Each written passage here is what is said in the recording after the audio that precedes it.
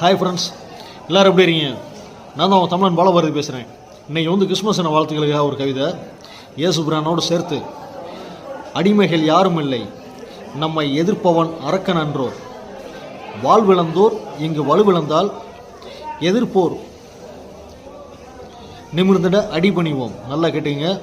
வாழ்விழந்தோர் இங்கு வலுவிழந்தால் எதிர்ப்போர் நிமிர்ந்திட அடிபணிவோம், துணிந்தெங்கு எதிர்த்தால் வலுப்பெறுவோம் என்பதை மக்களுக்கு உணர்த்த பிறப்பெய்த இறை தூதுவன் இயேசுபிரானின் அருளோடு இன்றைய கிறிஸ்மஸ் தின நல்வாழ்த்துக்கள். அனைத்து மக்களுக்குமே நல்லபடியாக கொண்டாடுங்க கிறிஸ்மஸை.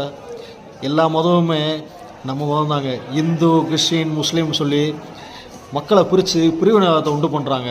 எல்லாருமே ஒரே மக்கள், ஒரு தாய் மக்கள் தான். அதை உணர்ந்து எல்லாருமே எல்லா பண்டிகைகளுக்குமே வாழ்த்து சொல்லுங்கள். ஆனால் சிலர் மத ரீதியாக எல்லாத்தையும் பிரிக்கிறாங்க. தயவு செஞ்சு அது மட்டும் வேணாங்க.